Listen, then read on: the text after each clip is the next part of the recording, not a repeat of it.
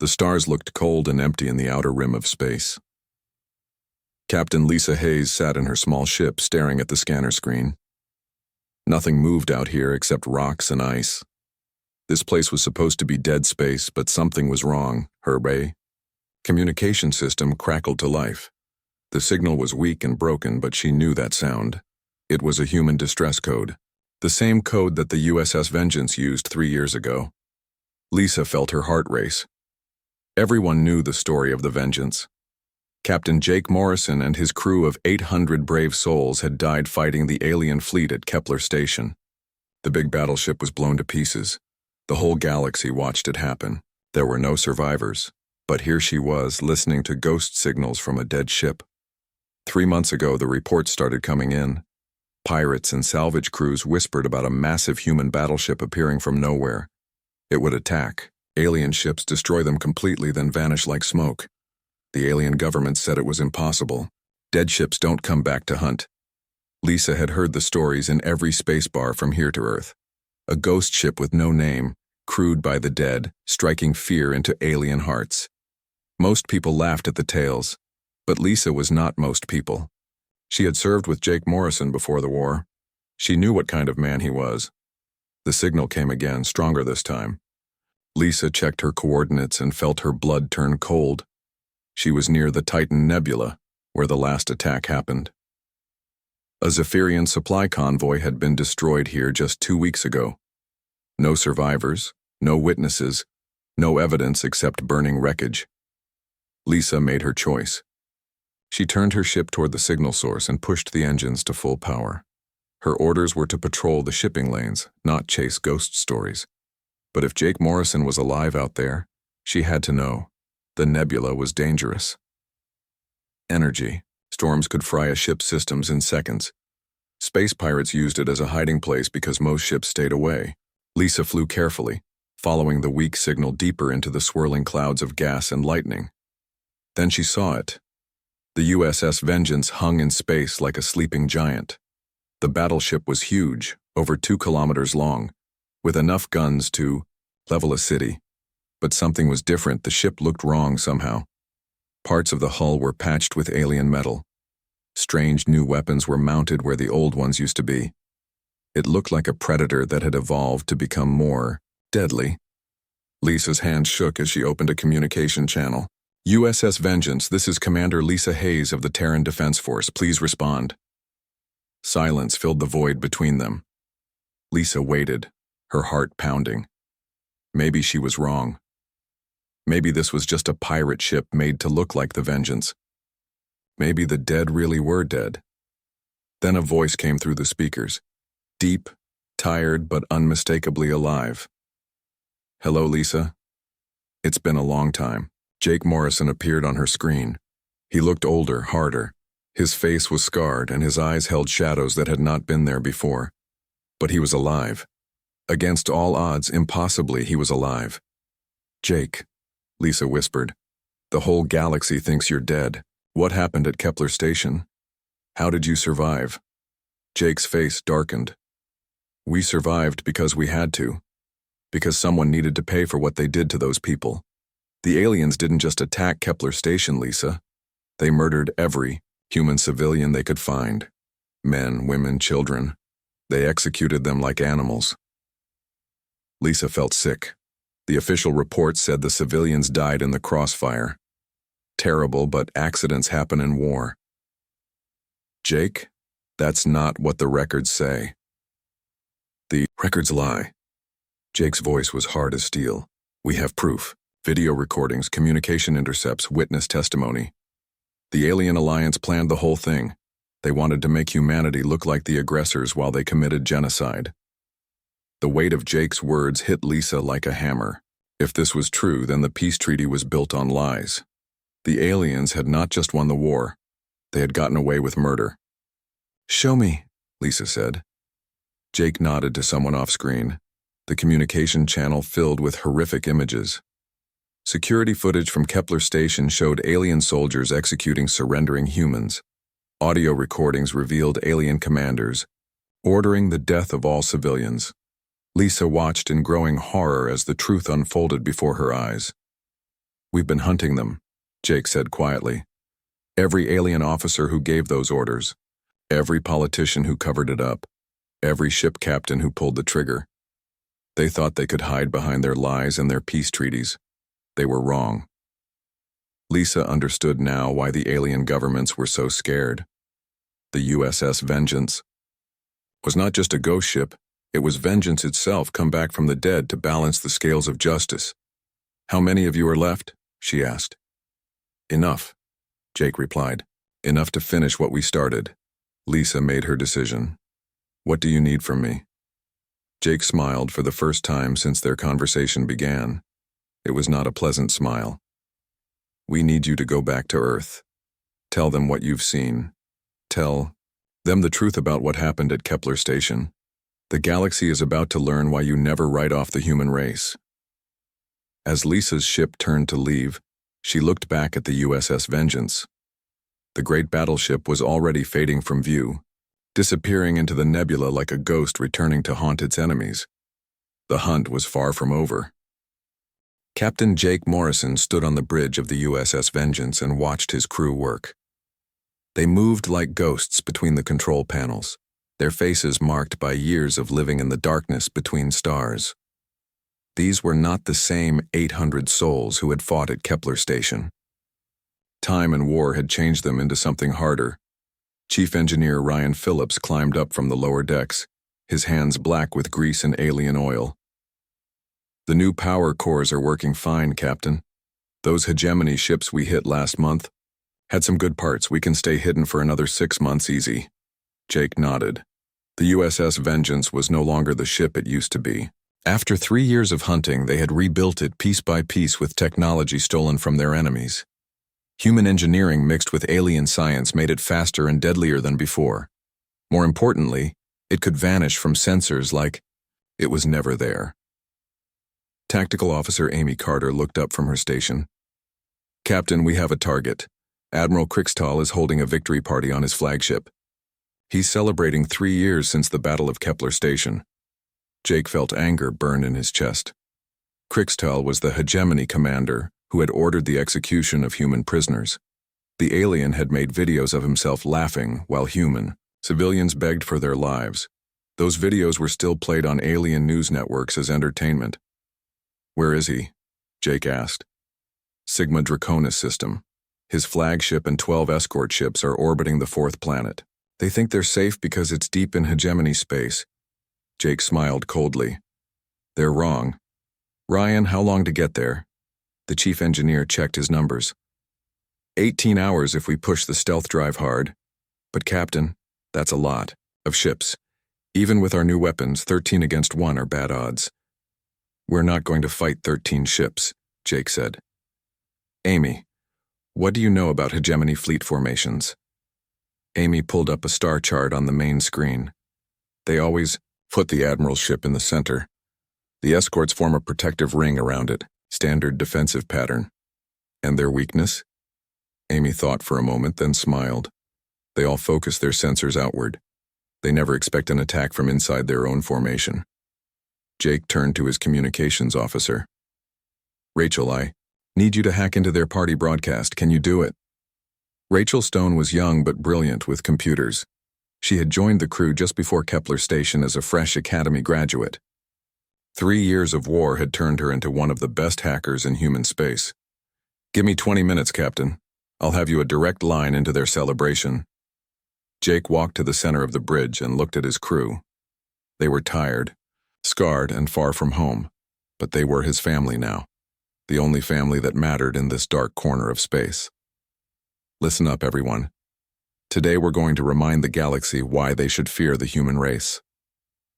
Krickstahl thinks he won the war. He thinks he can murder our people and throw parties about it. Time to show him how wrong he is. The crew worked through the night preparing for battle. Weapons were checked and loaded. The stealth systems were tested again and again. Everyone knew their job. They had done this dance many times before. 18 hours later, the USS Vengeance dropped out of hyperspace inside the hegemony fleet formation. The alien ships never saw them coming. Jake's ship appeared like a ghost in the middle of their celebration, its weapons already charging. On the main screen, Jake could see Admiral Crixtall giving a speech to his officers.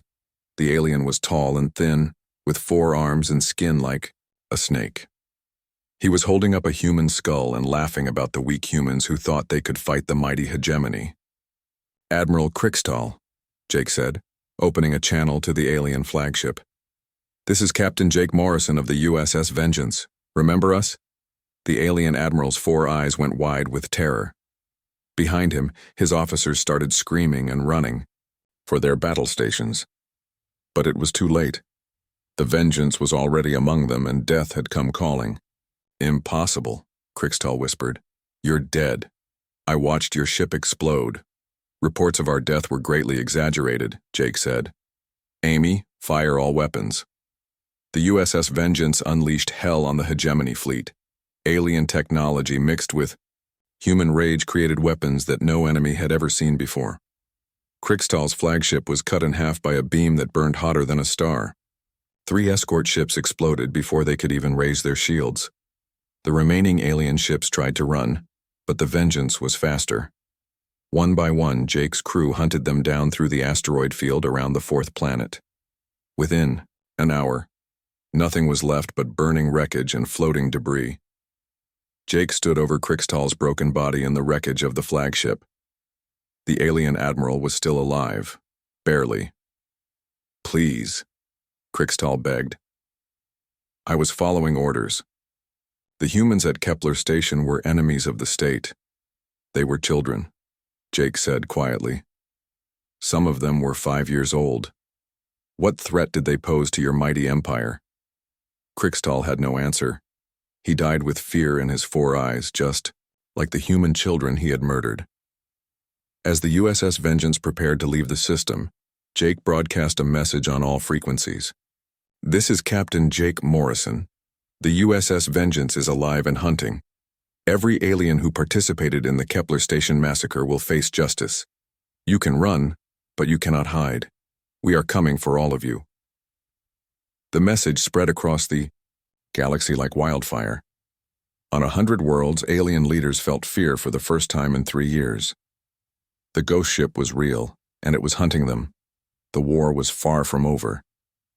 News of Admiral Crixtall's death spread through alien space faster than light travel. On every world, from the hegemony core to the outer colonies, beings watched the recordings of the USS Vengeance appearing like death itself in the middle of a celebration. The message was clear. Nowhere was safe from human vengeance. Lieutenant Commander Steve Parker sat in his small office aboard the Vengeance, studying files on a glowing screen. The intelligence officer had spent 2 years building a list of targets, names, faces, locations, crimes, all carefully documented. 47 high-value targets across 12 star systems. Each one had blood on their hands from Kepler Station. "Captain Morrison to the bridge," came the announcement over the ship's speakers. Steve gathered his files and walked through the corridors of the great ship. The walls were lined with memorial photos. 800 crew members who had died at Kepler Station according to the official records. But many of those faces walked these same halls today. Death, it seemed, was negotiable when you had the right motivation. On the bridge, Captain Jake Morrison stood studying a holographic star map. Red dots marked confirmed targets. Yellow dots showed possible locations. Blue dots were safe zones, where human civilians might be at risk. "What's our next target, Steve?" Jake asked without turning around. Steve activated his datapad. "3 possibilities, Captain. General Vextar of the Zephyrian Third Fleet is visiting a mining colony in the Vega system. He personally ordered the bombing of the civilian shelters. Commander Yixil is transporting weapons through the Beta Centauri trade route. She executed the human medical teams who were treating wounded civilians. Or we could hit Captain Zulkan, who filmed himself torturing human prisoners for propaganda videos." Jake studied the map.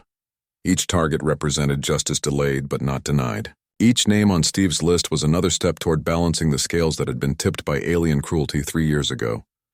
General Vexitar first, Jake decided. How many ships does he have with him? 6 heavy cruisers and his command ship. But Captain, there's something else you need to know. The aliens are starting to work together against us. The Zephyrian Empress has called for a united response to what she calls human terrorism. Jake laughed bitterly.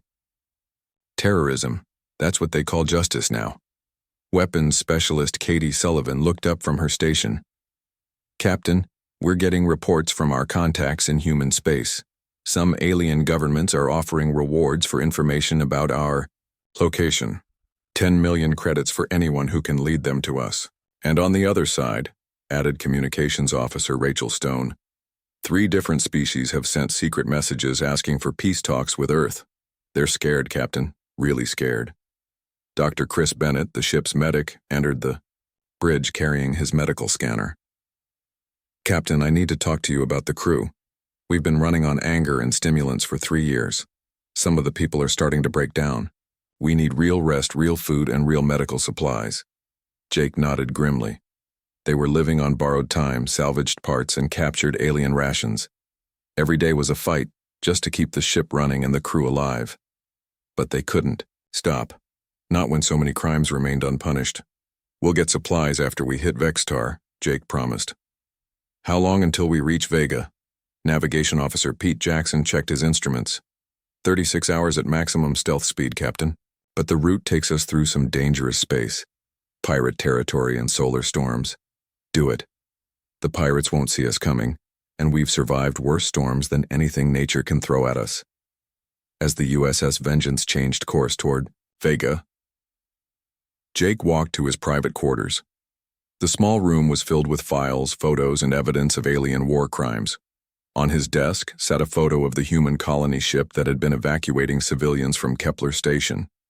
The aliens had destroyed it just for sport, laughing as 5,000 innocent people died in the cold vacuum of space.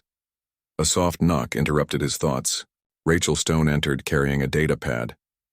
Captain, you need to see this. We intercepted a transmission from the Zephyrian capital world. Jake took the pad and read the message. His face grew dark with anger. The Zephyrian Empress Veltara was mobilizing her entire battle fleet, over 200 ships, to hunt down the USS Vengeance. She had branded Jake and his crew as enemies of galactic peace and called for their capture dead or alive.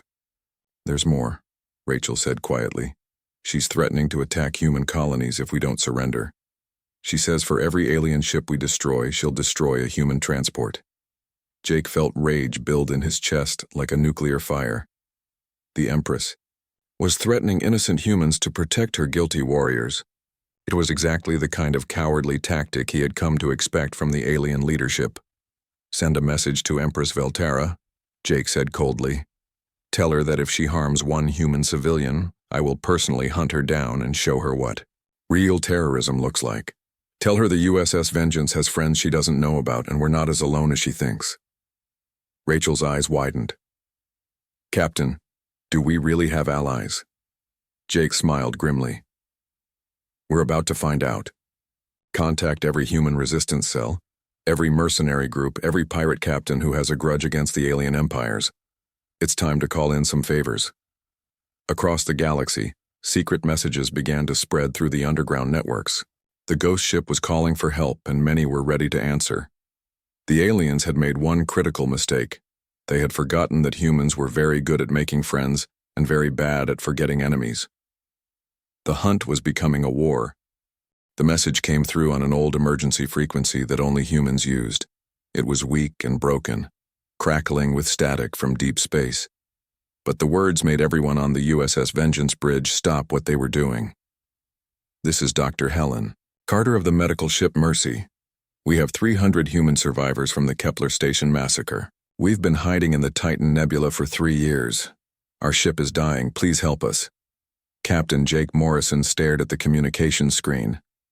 After 3 years of hunting alien war criminals, they had finally received word of human survivors from that terrible day. His heart wanted to believe it, but his mind knew better. It's a trap, said Intelligence Officer Steve Parker. Has to be. We've checked every database, every survivor list, every refugee camp. There were no survivors from Kepler Station except us. Amy Carter, the tactical officer, nodded in agreement. The timing is too perfect. Right after we killed Admiral Crickstall, suddenly survivors appear? The aliens are getting desperate. Jake walked to the star map display. The Titan Nebula was marked in red, dangerous space filled with energy storms and radiation. It was also the perfect place for an ambush. A fleet could hide in there for months without being detected. How many ships could they hide in that nebula? Jake asked. Navigation Officer Pete Jackson ran the numbers on his computer. Maybe 50, maybe 100. The storms would mask their sensor signatures until we got close. By then it would be too late to run. Jake knew his crew was right. Every instinct told him this was a trap designed by alien intelligence agencies to lure the USS Vengeance to its death. But there was a small chance, just a tiny possibility, that real human survivors were out there dying while he hesitated. We're going, Jake decided, but not alone and not the way they expect. Communications Officer Rachel Stone looked up from her station. Captain, we've been getting responses to your message. Human resistance cells, mercenary groups, even some alien species that have grudges against the major empires. They're all willing to help. How many ships? 47 confirmed, maybe more coming. It's not much compared to what the aliens probably have waiting for us, but it's something. Chief Engineer Ryan Phillips climbed onto the bridge carrying a data pad full of technical readings. Captain, I've been thinking about our stealth drive. If we push it past its safety limits, we might be able to do something the aliens won't expect. Explain. Ryan pulled up a technical diagram on the main screen. The stealth drive bends space around us to make us invisible. But if we overload it, we could bend space in the opposite direction. Instead of hiding us, it would broadcast our location to every sensor in the system. Steve frowned. Why would we want to do that? Because, Jake said, understanding immediately, they'll focus all their attention on us while our allies move into position. We become the bait in our own trap. The USS Vengeance and its small fleet of allies approached the Titan Nebula carefully. The nebula was beautiful and deadly, filled with swirling clouds of gas and lightning storms that could destroy a ship in seconds. Pete Jackson navigated through the dangerous space using skills learned from 3 years of hiding in places no sane pilot would go. Contact, announced Amy Carter. I'm reading energy signatures throughout the nebula, lots of them. Looks like the entire Zephyrian Third Fleet is in there waiting for us. Jake smiled coldly. Good. That means we know where they are. Rachel, send the signal to our allies. Tell them to get ready. Hidden throughout the nebula, human and alien ships friendly to the human cause waited for their moment. Resistance fighters who had lost family to alien aggression, mercenaries who were paid and captured alien technology, even a few alien species that had their own reasons to hate the Zephyrian Empire. This is Captain Morrison to all ships, Jake broadcast on the command channel. In 60 seconds, we're going to light up like a birthday cake.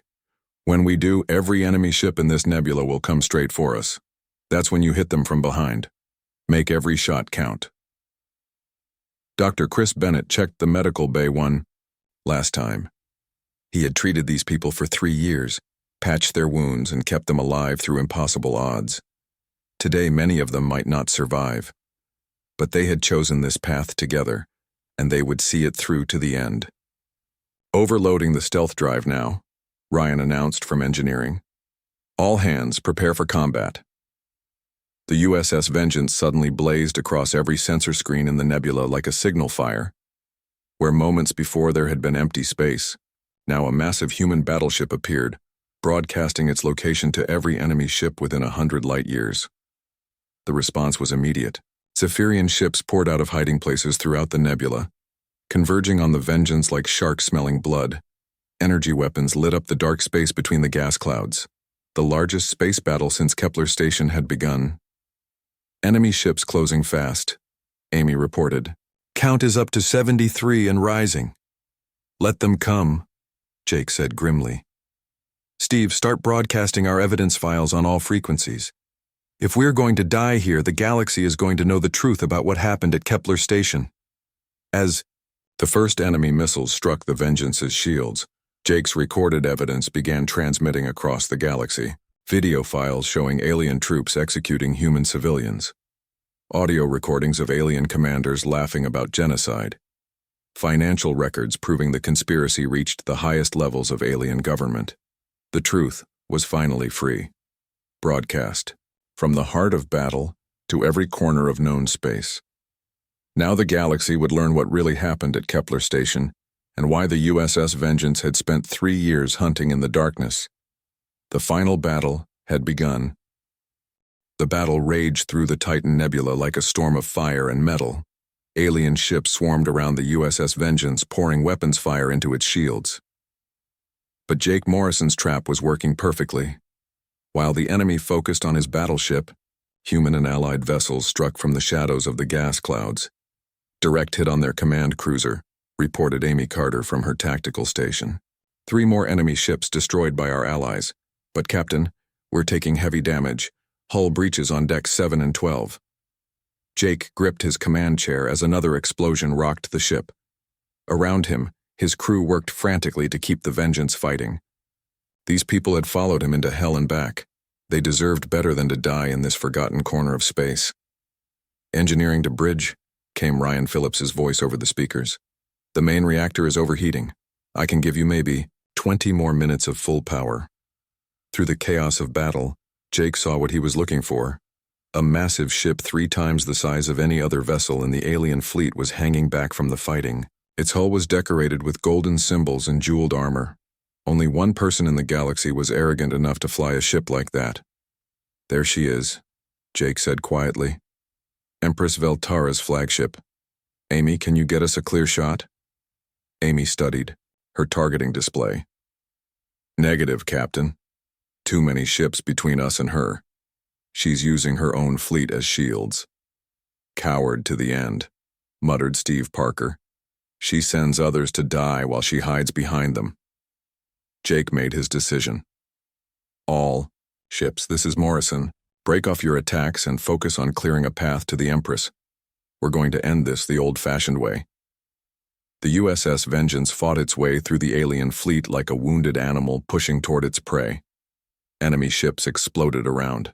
Them as human allies provided cover fire. But the cost was terrible. Jake watched on his screens as ship after ship of his allies were destroyed by overwhelming enemy numbers. Captain, Rachel Stone called out from communications. I'm getting reports from across the galaxy. Our broadcast worked. The evidence is spreading everywhere. Alien governments are demanding investigations. Some species are calling for war. Crimes trials. Good, Jake replied. At least something will survive this battle. The Vengeance finally broke through the enemy lines and faced Empress Veltara's flagship alone. The alien ship was beautiful and deadly, covered in weapons that could level cities. Jake opened a communication channel to his enemy. Empress Veltara appeared on the main screen. She was tall and elegant, with pale blue skin and silver eyes. Her robes were made of precious metals, and a crown of alien jewels sat on her head. She looked like royalty, but Jake knew what kind of monster hid behind that beautiful face. Captain Morrison, she said in a voice like poisoned honey. You have caused us much trouble, but now it ends. Surrender your ship and I will make your death quick. I have a better idea, Jake replied. You surrender to me and I'll make sure you live long enough to stand trial for your crimes. The Empress laughed. You humans are all the same. So proud, so stubborn. Even when you are beaten, you refuse to accept reality. The reality is that the whole galaxy now knows what you did at Kepler Station. Your own people are turning against you. It's over, Veltara. The Empress's beautiful face twisted with rage. If I cannot have victory, then no one will have anything. She turned to someone off-screen. Target the human colony ship in Sector 7. Destroy it immediately. Jake's blood turned to ice. Long-range sensors showed a human transport vessel filled with civilians trying to escape the battle. Veltara was going to murder innocent people just to hurt him. You sick monster, Jake whispered. Fire all weapons at the colony ship, the Empress ordered her crew. But before the alien flagship could target the helpless transport, Weapons Officer Katie Sullivan made the shot of her lifetime. The USS Vengeance's main gun fired a single perfect beam that cut through space and struck the Empress's ship exactly where its weapons were mounted. The alien vessel's entire forward section exploded in a ball of fire. Impossible! Veltara gasped as alarm screamed on her bridge. How did you know where to hit us? We've been studying your ships for 3 years, Jake said coldly. We know. Every weakness, every flaw. You should have stayed home. Chief Engineer Ryan Phillips' voice came over the speakers one last time. Captain, the reactor is going critical. I can't stop it. We have maybe 5 minutes before the whole ship goes up. Jake looked around his bridge at the faces of his crew. These brave souls had given everything for justice. They deserved to see their mission completed. Ram them, Jake ordered. Full speed ahead. The USS Vengeance accelerated toward the Empress's crippled flagship. Veltara's crew fired everything they had, but it was too late. The human battleship struck the alien vessel amidships, and both ships locked together in a death embrace. Jake found himself face to face with Empress Veltara in the wreckage of her throne room. She was dying, crushed under a fallen beam, but her silver eyes still burned with hatred. You have won nothing, she gasped. Kill me, and 10 more will take my place. Maybe, Jake said quietly. But they'll think twice before they murder human children. As the Empress died, she whispered her final confession into her ship's recorder. The crimes at Kepler Station, the cover-up, the conspiracy to frame humanity, all of it recorded in her own voice for the galaxy to hear. Jake Morrison died with his ship and his crew, but their sacrifice had meaning. The truth was finally free. Across the galaxy, alien war criminals were arrested and put on trial. The peace treaty was rewritten with justice instead of lies. Years later, when humans told stories of the ghost ship that hunted their enemies, they always ended the same way. Sometimes the dead don't rest until the living learn to do what's right. The USS Vengeance and her crew had taught the galaxy that lesson, written in fire and blood among the stars. Justice had finally come home,